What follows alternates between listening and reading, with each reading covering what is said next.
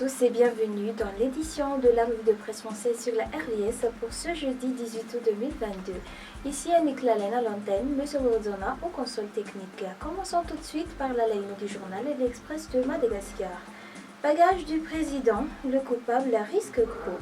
L'auteur de la publication du talent de bagage du président de la République sur les réseaux sociaux a été identifié. Il s'agit d'un personnel d'une représentation diplomatique basée à Paris. Il a été déjà rapatrié et aurait passé aux aveux. Il serait accusé d'atteinte à la vie et à la sécurité du président et de sa famille, de divulgation d'informations professionnelles et classé secret d'État hautement confidentiel, de diffamation et atteinte à l'exécution de missions de l'État et divulgation d'informations détaillées des déplacements de la famille présidentielle. Si toutes ces accusations sont confirmées par le parquet, l'auteur du délit risque d'écoper de lourdes peines d'après l'article du journal.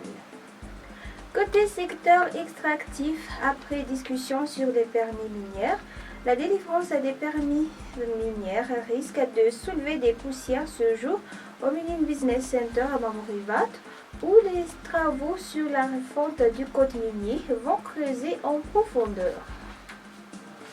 Et côté liste électorale, CENI cherche un candidat pour le comptage des électeurs. Et toujours dans la une, à Borouille, construction d'une nouvelle maternité. La pose de première pierre pour la construction de la maternité dans l'annexe du CSB à Mbojouy a eu lieu hier, sous l'égide de la Fondation Axiane, PNI Madagascar et la commune rurale d'Anteiruk, d'après l'article du journal. Toujours dans la une, en coopération, l'Inde, une source d'inspiration pour Madagascar. Les 75 ans d'indépendance de l'Inde ont été célébrés avec une fête à Madagascar. Mis à part les activités organisées à cet effet, l'accent a été mis sur les projets soutenus par l'Inde pour le développement de Madagascar. Dans la rubrique sociale carburant, la vraie fausse pénurie s'étend. La panique autour de la fausse pénurie de carburant prend de l'ampleur. Cette fausse pénurie s'étend dans plusieurs régions selon l'article du journal. Côté rentrée universitaire, difficulté d'accueil des nouveaux bacheliers. Côté fait divers du journal, un cas de foot, une dame sauvée in extremis d'un incendie. Une maison à l'architecture traditionnelle a été la proie des flammes hier. En début de l'après-midi, un cas de foot. Une dame de 70 ans a frisé la catastrophe selon l'article recueilli par le journal. Passons maintenant au journal Midi Madagascar à la une. Affaire étiquette à bagages d'Andrazuil. 2 employés de MGH auditionnés. Toujours dans la rubrique économie et politique, entrepreneuriat par les jeunes, besoin de soutien et d'accompagnement selon Dina Shamia Anzarasu.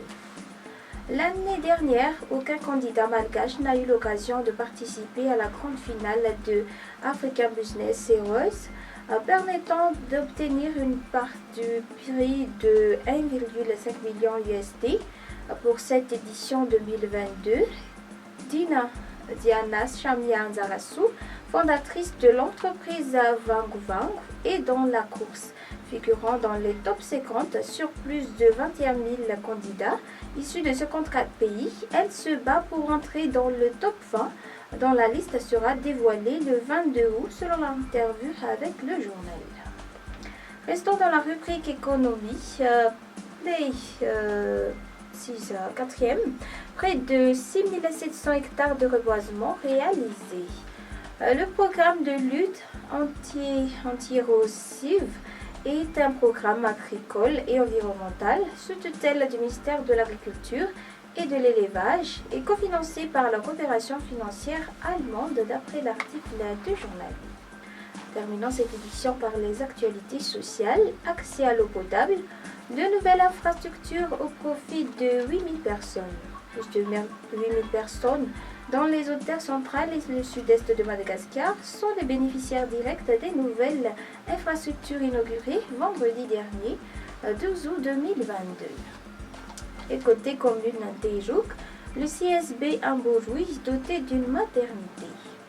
Et voilà, c'est la fin de cette édition. Merci d'avoir suivi. Bonne journée à tous.